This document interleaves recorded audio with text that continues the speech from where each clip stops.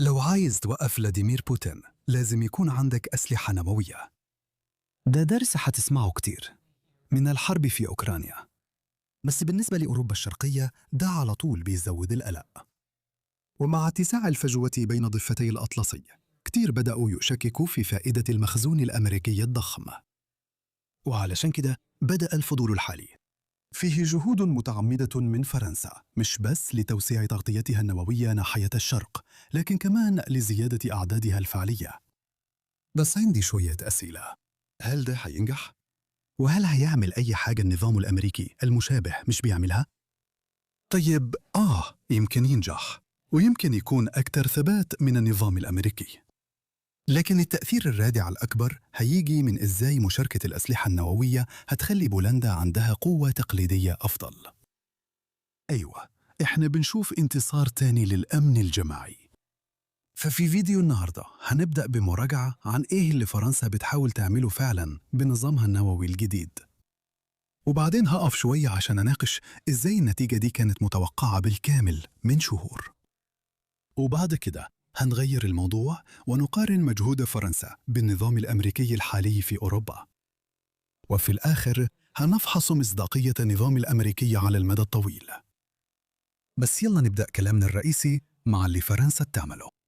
في الحقيقة أصل الخطة الجديدة بيرجع لأكثر من سنة، لإعلان في مارس 2025 أنه ماكرون كان عايز يفتح نقاش عن توسيع المظلة النووية الفرنسية لأجزاء شرق أوروبا. ده كان من غير شك رد على الأوامر الجديدة بتاعت ترامب. الانهيار اللي حصل في المكتب البيضاوي والكلام عن الكروت كان من أسبوع بس، والقلق في أوروبا بخصوص موقف أمريكا كان في أعلى مستوياته. فرنسا ما كانتش الوحيدة اللي بتتساءل عن التزام البيت الأبيض عبر الأطلسي. ورقة السلاح النووية ما كانتش رد فعل مفاجئ من فرنسا. الحقيقة إن ده جزء أساسي من سبب امتلاك البلد لأسلحة نووية من الأساس. من زمان أيام إدارة أيزنهاور فرنسا اختبرت أول سلاح نووي لها، وكانت قلقة إن الولايات المتحدة مش هتكون مستعدة تضحي بنيويورك عشان تنقذ باريس. خد بالك إن ده كان في فترة رئاسة راجل هو اللي قاد إنزال نورماندي عشان يحرر فرنسا. يكفي أقول لك إن ديغول كان دايما قلق جدا بخصوص مصداقية التحالف من جوا. الفرق الكبير بين الوقت ده ودلوقتي هو قد إيه التهديد بقى أبعد بكتير. أيام الحرب الباردة فرنسا كانت بس على بعد ألمانيا الغربية من الستار الحديدية. دلوقتي لازم تعدي من اللي كان زمان ألمانيا الشرقية، وبعدين بولندا، وبعدين شوية من دول البلطيق أو بيلاروسيا عشان توصل لروسيا. آسف يا كالينينغراد، بس مش هتشارك في اللعبة دي.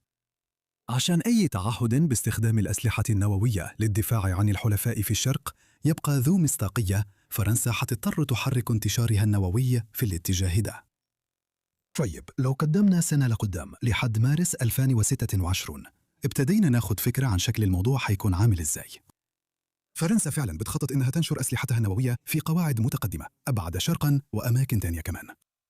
الشركاء في البرنامج لحد دلوقتي هما ألمانيا، بولندا، هولندا، بلجيكا، اليونان، السويد والدنمارك. ده هيحتاج استثمارات كبيرة من فرنسا، مش بس علشان تنشر قوات نووية في الأماكن دي، لكن كمان علشان تطور البرنامج نفسه. فرنسا عندها حوالي 300 سلاح نووي بس، وده يعتبر قليل جدا مقارنة بروسيا اللي عندها 4400 وأمريكا اللي عندها 3700. وبالتالي فرنسا هتضطر تنتج رؤوس حربية أكتر. وبما إننا بنتكلم عن الخيارات النووية، فيديو النهاردة برعاية إنكوجيني. لو مش عاجبك فكرة إن معلوماتك الشخصية تبقى موجودة على الإنترنت ومستنية ناس سيئة تستغلها، يبقى إنكوجني هو الأداة المناسبة ليك. وعلى الرغم إن إنكوجني مش بالمعنى الحرفي القوة النووية العاشرة في العالم، لكن عندهم مطارق مجازية عشان يشيلوا عنوان بيتك وسجل شغلك وحتى انتمائك السياسي من المواقع وسجلات سماسرة البيانات، واللي ممكن من غير كده يؤدي إن حد ياخد قروض باسمك بطريقة احتيالية، أو إن ناس بتلحقك يقدروا يوصلوا لك. وكمان عندهم ميزة إزالة مخصصة لو عايز حاجة أدق شوية من القنبلة الذرية. فاسترجع بياناتك الشخصية عن طريق زيارة incognito.com/ويليام سبانيل. استخدم كود الكوبون ويليام سبانيل كله كلمة واحدة عشان تاخد خصم 60% على الخطة السنوية، وده بيطلع تقريباً 0.7 أصفار 166% من اللي أنفقته الولايات المتحدة على البحث والتطوير والاختبار وتصنيع الأسلحة ضمن برنامجها النووي خلال الحرب الباردة. صفقة ممتازة، وشكراً مرة تانية لإنكوجني على رعايتهم لفيديو النهاردة. دلوقتي عايز أوقف هنا وأتكلم عن نقطة مهمة بخصوص العلاقات الدولية، وكمان أحتفل شوية بالإنجاز. واحدة من المواضيع المتكررة على القناة دي هي إنه أغلب الأسئلة الجيوسياسية المثيرة للاهتمام ملهاش إجابة واضحة. كان حيبقى شيء رائع لو أقدر أقولك بثقة إزاي حرب أوكرانيا حتنتهي، بس ده كان هيحتاج إني أعرف معلومات خاصة بالكريملين بس، وكمان أعرف مجموعة تانية من المعلومات الخاصة بكييف بس. لو الدول تقدر تخبي أسرار عن دول تانية، يبقى واحد قاعد على الكيبورد طول اليوم مش هيقدر يعمل حاجة. مع ذلك، من أكبر الحاجات اللي بتطور أي حد بيحب يتابع الجيوبوليتكس إنه يفهم إن عادي جداً إنه ما يعرفش كل حاجة. وفي الحقيقة الموضوع بيبقى أمتع لما تحاول تفهم الدوافع الاستراتيجية في ظل عدم اليقين ده، بدل ما تعمل توقعات واثق فيها زيادة عن اللزوم. وبرضه في أوقات بيكون فيها الأحداث الدولية متوقعة تماماً، وده واحد من الحالات دي. لو أنت فاهم الاقتصاد اللي ورا الناتو، مفيش حاجة منطقية في إن بولندا تبني أسلحة نووية. فرنسا والمملكة المتحدة زي أي قوة نووية تانية مش هيكونوا مبسوطين إن دولة تانية تنضم للنادي، حتى لو الدولة دي شريك في التحالف.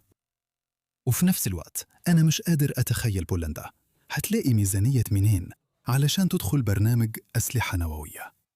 لازم ننسى للأبد فكرة إنه الأسلحة النووية رخيصة زي خصوصية الإنترنت. هي مش كده.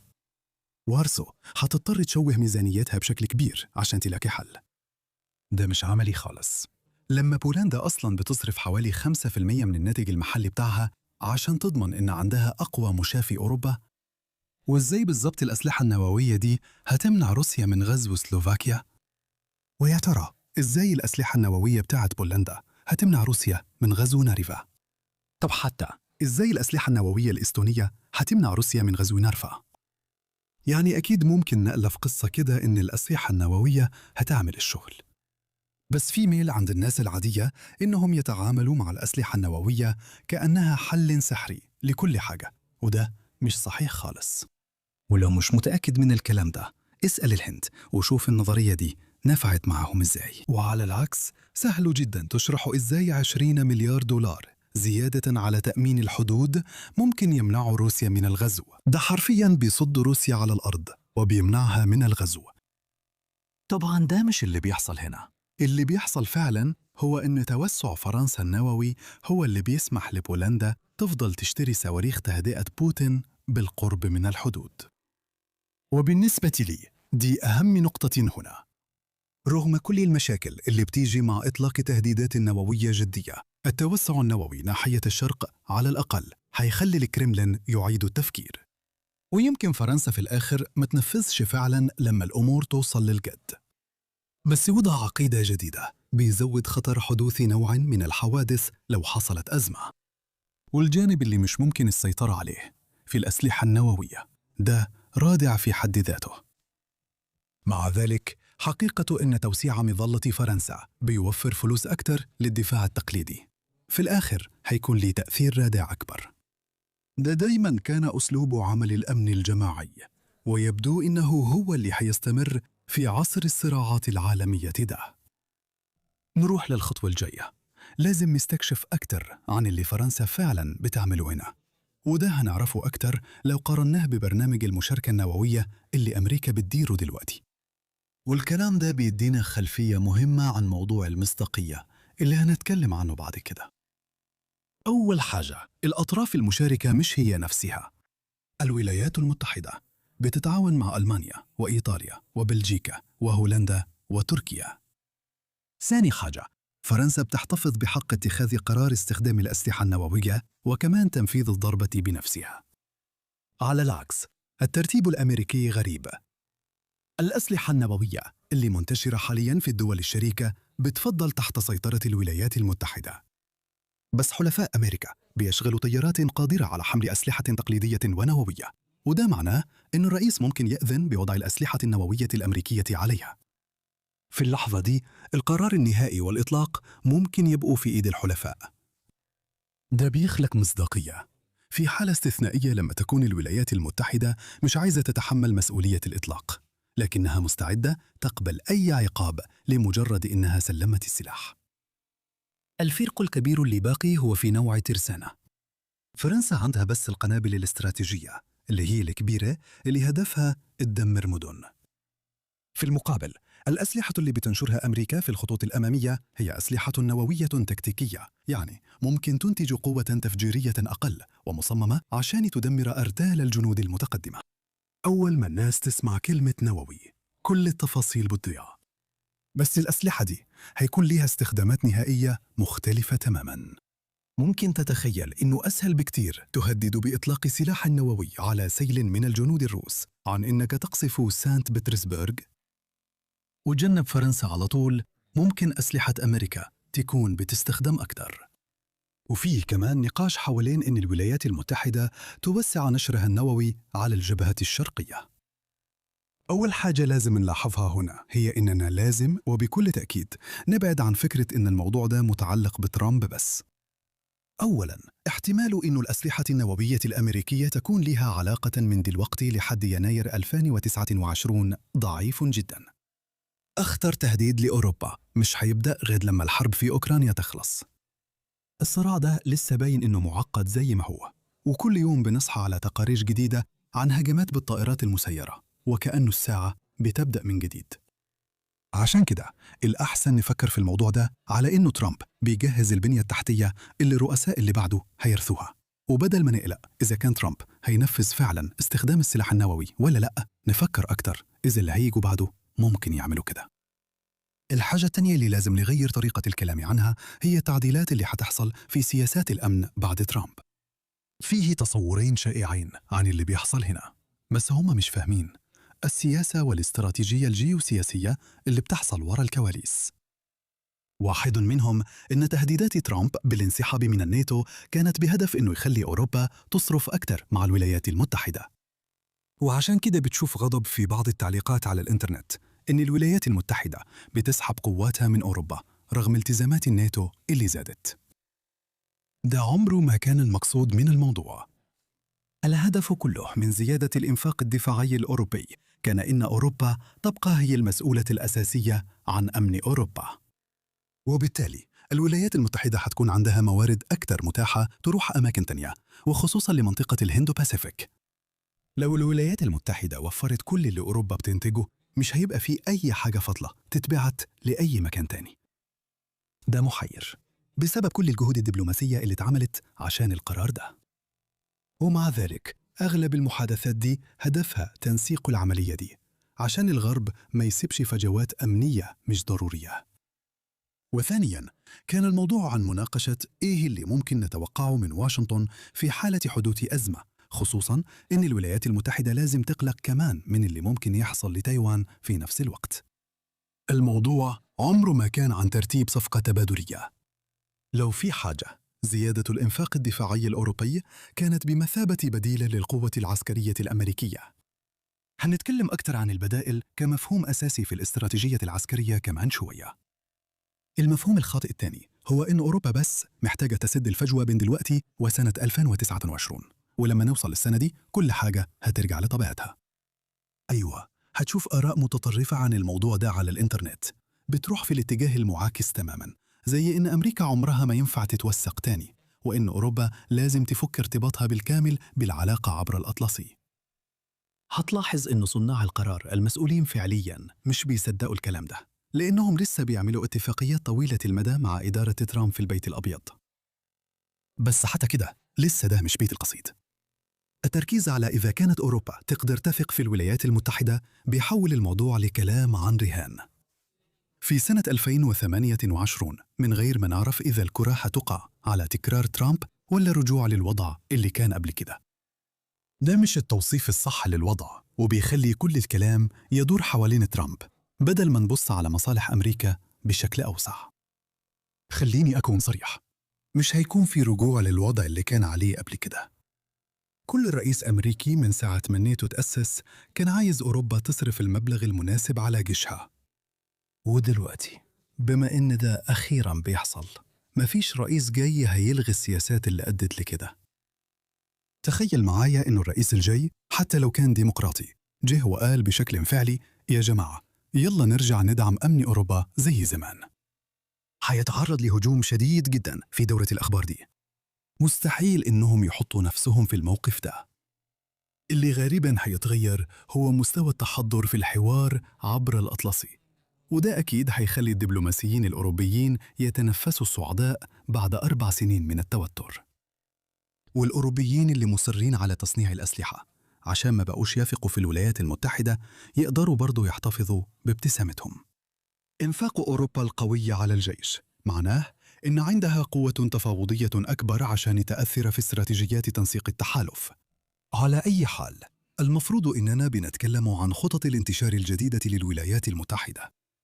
دلوقتي عشان أكون واضح، دي لسه مناقشات في البنتاغون في الوقت الحالي، بس أنا شايف إن في حاجة في الموضوع ده. رغم التناقض الغريب إن الولايات المتحدة بتسحب قواتها التقليدية وفي نفس الوقت بتفكر تزود انتشار القوات غير التقليدية. الفكرة الأساسية هي توسيع البرنامج الحالي اللي فيه الولايات المتحدة بتتعاون مع الحلفاء من خلال الناتو علشان تحافظ على الطائرات القادرة على حمل أسلحة نووية أو تقليدية، وده بيسمح بنشر الأسلحة النووية في مواقع متقدمة. بولندا على رأس القائمة، لكن على عكس برنامج فرنسا الجديد، دول البلطيق كمان جزء من النقاش. علشان أديك فكرة عن الوضع، أثناء الحرب الباردة الولايات المتحدة كان عندها حوالي 73 سلاح نووي منتشرين في أوروبا.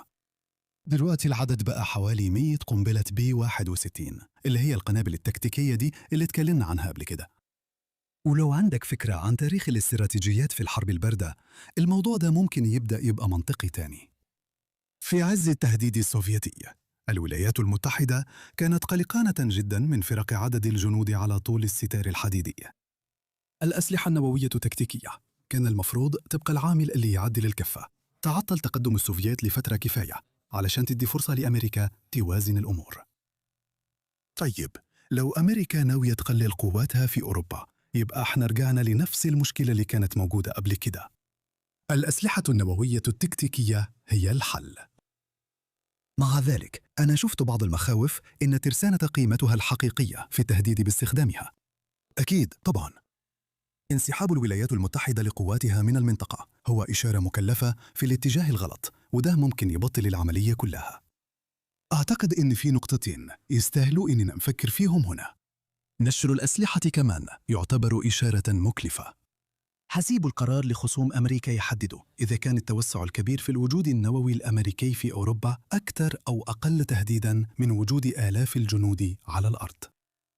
النقطة الثانية هي إذا كان وجود الجنود على الأرض والأسلحة النووية التكتيكية بيكملوا بعض استراتيجياً ولا بيستبدلوا بعض.